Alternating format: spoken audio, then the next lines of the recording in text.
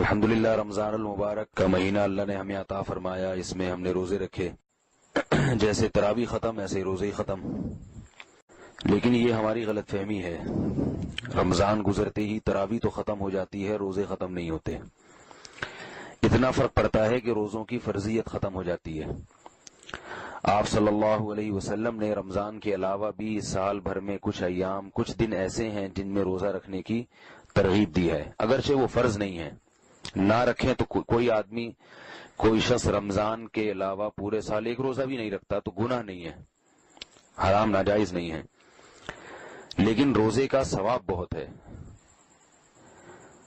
جیسے نفلی نماز میں کچھ نمازیں ہیں جن کی کا بہت ثواب ہے، ایسے ہی نفلی روزوں کا بھی ثواب ہے۔ حدیث میں ہے رسول اللہ صلی اللہ علیہ وسلم نے فرمایا، رمضان کے بعد سب سے افضل ترین روزہ محرم کے مہینے کا روزہ ہے، یعنی 9 اور 10 محرم یا 10 اور 11 محرم۔ تو ہمیں اہتمام کرنا چاہیے کہ 10 محرم کا اور 9 محرم کا ہم روزہ رکھیں۔ اور رمضان کے فوراً بعد جو روزے آتے ہیں وہ شوال کے 6 روزے۔ رسول اللہ صلی اللہ علیہ وسلم نے فرمایا، من صام رمضان ثم اتبعہ 6 من شوال کان کصیام الدہر، جس نے رمضان کے روزے رکھے اور اس کے بعد شوال میں 6 روزے رکھے تو یہ ایسے ہے جیسے پورے سال اس نے روزے رکھے۔ تو رمضان ختم ہونے کے بعد اگر ہمت ہو تو شوال میں بھی 6 روزے رکھنے چاہیے، صحیح ہے، مسلم کی حدیث ہے۔ البتہ بعض علماء کہتے ہیں کہ یہ 6 روزے لگاتار نہیں رکھیں بلکہ تقسیم کر کے رکھیں، وہ دونوں طرح سے اختیار ہے۔ پورے شوال میں آپ کسی بھی دن 6 روزے رکھ سکتے ہیں، یعنی ضروری نہیں ہے کہ لگاتار 6 روزے کریں، بلکہ ایک ہفتے میں 2 روزے رکھ لیے، پھر اگلے ہفتے میں 1 رکھ لیا، اس طرح کر کے تقسیم کر کے بھی شوال کا مہینہ گزرنے سے پہلے 6 روزے رکھنے کی بہت فضیلت ہے۔ اس کے علاوہ پیر اور جمعرات کو خصوصیت کے ساتھ روزہ رکھنا، اس کی حدیث میں ترغیب وارد ہوئی ہے۔ آپ صلی اللہ علیہ وسلم نے فرمایا کہ پیر اور جمعرات کے دن اعمال اللہ کے ہاں پیش ہوتے ہیں، فَأُحِبُّ أَن يُعْرَضَ عَمَلِي وَأَنَا صَائِمٌ، میں چاہتا ہوں کہ میرا عمل جب اللہ کے سامنے پیش ہو تو میں روزے سے ہوں۔ اور اس دن میں آپ صلی اللہ علیہ وسلم کی ولادت بھی ہوئی، آپ صلی اللہ علیہ وسلم نے اس لیے بھی اس دن میں روزہ رکھا ہے۔ اس کے علاوہ مہینے میں 3 روزے ایام 20 کے، یعنی جب چاند خوب روشن ہوتا ہے، 13، 14 اور 15ویں تاریخ کا چاند، 13ویں کا چاند جب ہو اور اگلے دن 13ویں تاریخ ہو تو 13ویں تاریخ، 14ویں تاریخ اور 15ویں تاریخ، کسی بھی اسلامی مہینے کی 13، 14 اور 15 تاریخ کو 3 روزے جس نے رکھے، حدیث میں آتا ہے رسول اللہ صلی اللہ علیہ وسلم نے فرمایا، صوم 3 ایام من کل شہر صوم الدہر کلہ، متفق علیہ، کہ جس شخص نے ہر مہینے 3 روزے رکھے اسے پورے سال کے روزوں کا ثواب ملے گا۔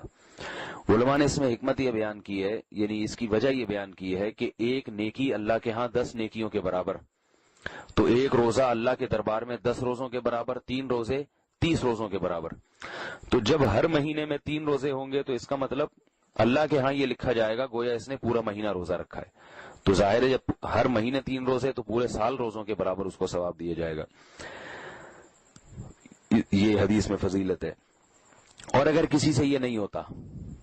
مخصوص ایام جیسے پیر اور جمعرات کو رکھنا کسی کے لیے مشکل ہے، کوئی مثال کے طور پر کسی کو اس دن مصروفیت زیادہ ہوتی ہے یا چھٹی اتوار کو ہوتی ہے تو اتوار کو آسانی ہے، تو کسی بھی دن رکھ لیں، کوئی لازمی نہیں ہے کہ پیر اور جمعرات ہی کی پابندی ہو یا مہینے کے 3 دنوں ہی کی پابندی ہو۔